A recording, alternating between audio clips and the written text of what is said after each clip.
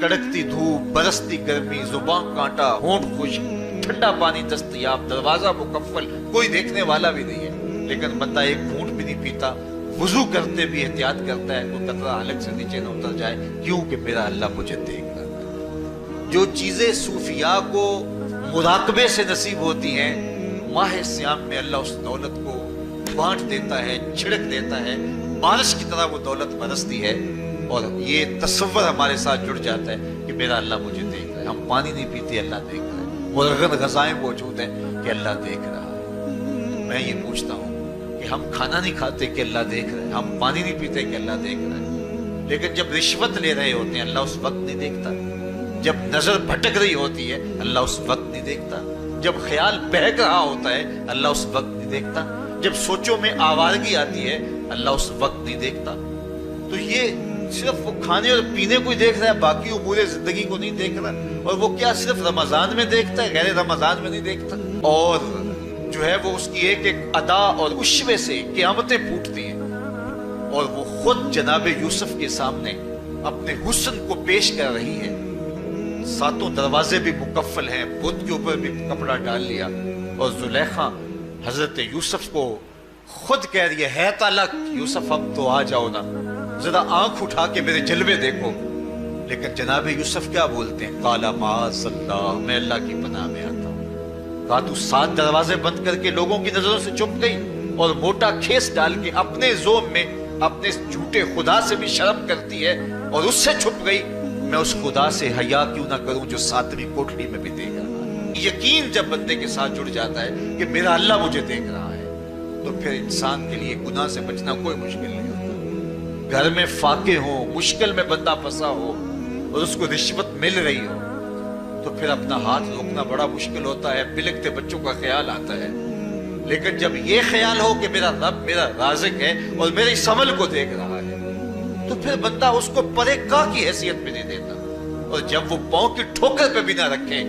تو پھر اللہ فرماتا ہے وَيَرْزُقُهُ مِنْ حَيْثُ لَا يَحْتَسِبُ، تو یہ کر کے دیکھ میں تجھے وہاں سے رزق دوں گا جہاں سے تجھے گمان بھی نہیں ہوگا۔ تو اپنے یقین کو کھڑا کر کے دیکھ، میرے اوپر اعتماد کر کے دیکھ۔ میرے حضور نے فرمایا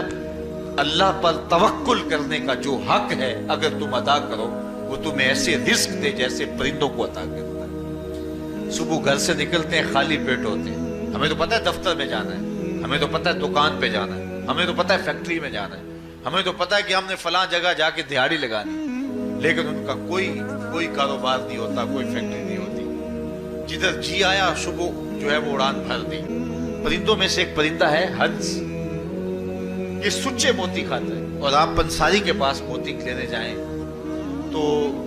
ہزاروں روپے تولے کے ماشے کے حساب سے آپ لیں، تو پھر بھی آپ سوچتے ہیں کہ پتہ نہیں یہ خالص دی ہے یا نہیں دی ہے۔ اگر چھوٹے بچے روزہ رکھ لیتے ہیں تو مائیں بے چین ہو جاتی ہیں، جب دوپہر کے وقت پھول جیسے بچے کملا جاتے ہیں تو مائیں انہیں بند کمرے میں کوئی کھانا یا کوئی ٹافی یا کوئی اور چیز یا چاکلیٹ دیتی ہیں کہ بیٹے یہ کھا لو، تو وہ بچے نہیں کھا رہے ہوتے، تو مائیں کہتے ہیں پتر کھا لو کوئی نہیں دیکھ رہا، تو وہ بچے بھی کہتے ہیں اللہ دیکھ رہا ہے۔ تو وہ جو صوفیاء کو مراقبوں سے ملتا ہے وہ ایک بچے کو بھی نصیب ہو رہا ہے کہ میرا اللہ مجھے دیکھ رہا ہے۔ یہاں ایک اور بھی تسلی ہے، ہم 1000 گناہ گار سہی، ہم 1000 سیاہ کار سہی، لیکن ہمارا رب پہ کتنا یقین ہے رمضان میں پتہ چلتا ہے کہ اس ذات پہ ہمارا کتنا تیقن ہے، کتنا یقین ہے، جس کو دیکھا نہیں، چھوا نہیں، بات نہیں ہوئی، جو تصور خیال کی حدود سے بنا ہے، اتنا یقین ہے کہ ہم پانی نہیں لیتے، کھانا نہیں لیتے کہ میرا اللہ مجھے دیکھ رہا ہے۔ کاش کہ اس کو ہم اپنی پوری زندگی میں پھیلا لیں، اور اس کو زندگی میں جب ہم طاری کر لیں گے تو پھر گناہ کرنا محال اور ناممکن ہو جائے گا، اور زندگی نور و علا نور ہو جائے گی، اور یہی تقوی کا حصول ہے۔ حضرت سلمان فارسی رضی اللہ تعالیٰ عنہ سے مروی ہے کہ جب شعبان کی 29 تاریخ ہوتی تو اللہ کے محبوب میں خطبہ ارشاد فرماتے، اس میں رمضان المبارک کے فضائل بیان کرتے اور کہتے ہیں تمہارے پاس ایک شہر عظیم، عزت اور عظمت والا مہینہ آ رہا ہے، جس کا ہر دن باقی سال کے دنوں سے افضل ہے، جس کی ہر رات باقی سال کی راتوں سے افضل ہے، اور اس میں ایک رات ایسی ہے لیلۃ القدر جو 1000 مہینے سے بہتر۔ تو یہ اللہ تعالیٰ کی رحمتوں کا روپ ہے، رحمتوں کے دروازے کھول۔ روزہ دار کے لیے 2 خوشیاں ہیں، ایک خوشی اسے تب ملتی ہے جب وہ روزہ کھولتا ہے، سارے دن کی بھوک اور پیاس کاٹ کے جب شام کو ٹھنڈا اور میٹھا مشروب اسے ملتا ہے اور وہ مشروب اپنے جو ہے وہ منہ میں ڈالتا ہے اور وہ معدے کی طرف اترتا ہے تو اس کی زبان بولے نہ بولے اس کا ایک ایک انگ اللہ کی تسبیح بول رہا ہوتا ہے اور اللہ کا شکر ادا کر رہا ہوتا ہے. اس وقت اسے ایک عجیب فرحت ہوتی ہے کہ اتنا طویل لمبا روزہ تھا, شکر ہے کہ میرا روزہ تکمیل کو پہنچا. ایک روحانی مسرت, پھر روزہ کھلنے کے وقت اس کو بدنی مسرت. تو ایک فرمایا اس کو فرحت تب ملتی ہے جب وہ روزہ کھولتا ہے.